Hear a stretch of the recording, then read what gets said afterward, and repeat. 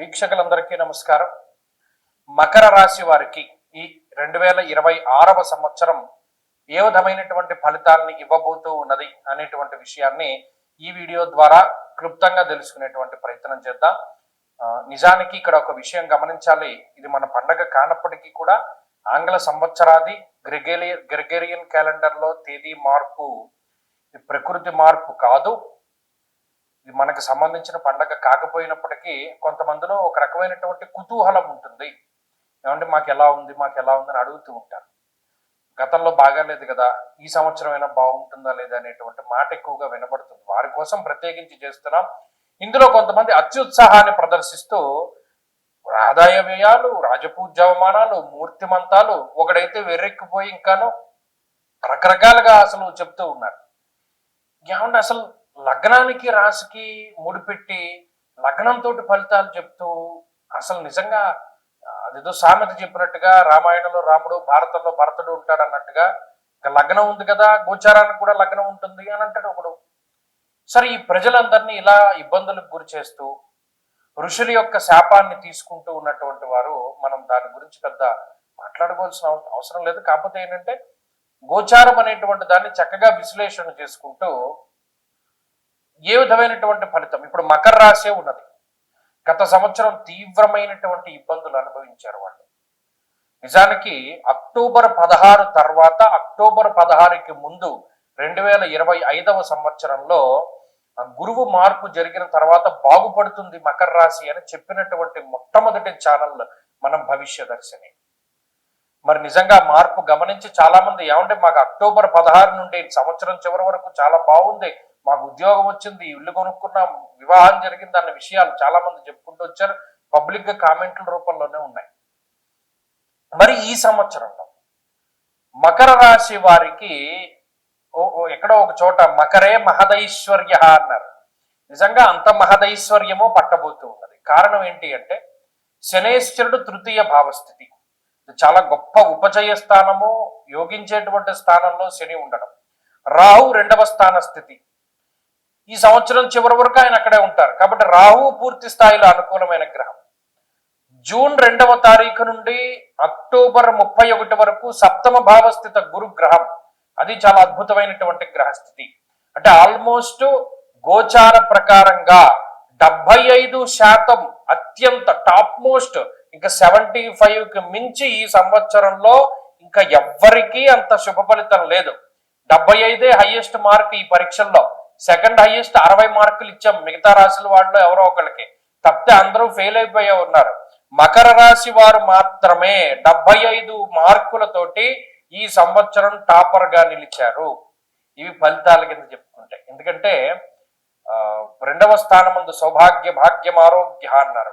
అలాగే తృతీయ స్థానమందు స్వస్థానమందు ఇల్లు కట్టుకోవడము, అలాగే ఉపచయ స్థానమందు యోగించేటువంటి శనేశ్వరుడు ధనధాన్యాది వృద్ధించ, స్త్రీ పుత్ర సుఖవర్ధనం అన్నారు. అంటే వర్ధనం అంటే పెరుగుతూ ఉండడం, పుత్ర సంతానం కలగడం, సంతానాభివృద్ధి కలగడం, వివాహం జరగడం, ఒక కుటుంబం ఏర్పడడం, వ్యాపారాభివృద్ధి జరగడం, అలాగే వ్యవహారము, విద్య, ఇవన్నీ సంపదలన్నీ కూడా అభివృద్ధి చెందుతూ ఉండడం, ఓ రకమైనటువంటి ధైర్యం పెరుగుతూ ఉండడం, సమాజంలో కీలకమైనటువంటి పదవి లభిస్తూ ఉండడం, ఇలా అనేక రకాలైనటువంటి శుభ ఫలితాల గురించి చెప్పుకుంటూ వచ్చారు. సప్తమంలో ఉన్నటువంటి గురువు రాజదర్శనం, ఆరోగ్యం, గాంభీర్యం, గాత్రపోషణ, అలాగే మీ యొక్క మాట చాలా శాసించేటువంటి స్థాయిలోకి వెళుతుంది. అలాగే గొప్ప గంభీరమైనటువంటి స్థితిలోకి చేరుకుంటారు.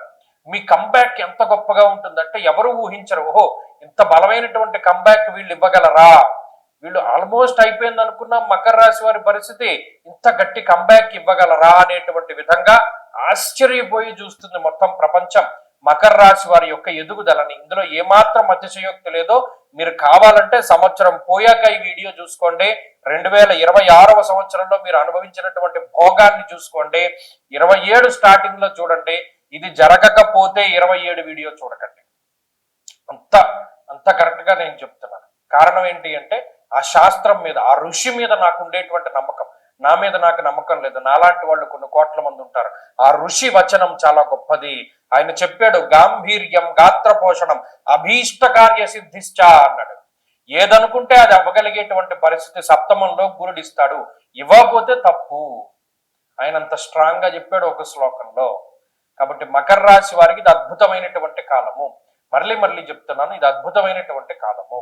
ఇక్కడ ఇందాక చెప్పుకున్నట్టు 75% అంటే అన్ని గ్రహాలు కూడా ఇక్కడ కొన్ని సంవత్సరం స్టార్టింగ్ లో కొన్ని కూటములు ఏర్పడతాయి. మకర రాశిలోనే ఈ సంవత్సరం స్టార్టింగ్ లో కుజుడు గాని బుధుడు గాని రవి గాని అంటే మకర సంక్రాంతి సమయంలోనే చతుర్గ్రహ కూటమి పంచగ్రహ కూటమి ఏర్పడతాయి. ఆ కూటమి దాటిన తర్వాత అంటే ఆల్మోస్ట్ దీని ప్రభావం ఫిబ్రవరి దగ్గర నుండి తగ్గుతూ ఉంటుంది. ఈ కూటముల ప్రభావం ఫిబ్రవరి అంటే జనవరి మీద ఫిబ్రవరి, ఫిబ్రవరి మీద మార్చి, మార్చి మీద ఏప్రిల్, ఇలా నెల నెలా కూడా అభివృద్ధికరంగానే ముందుకు సాగుతుంది కానీ ఎక్కడ డ్రాప్ అవుట్ అయ్యేటువంటి పరిస్థితులు లేవు.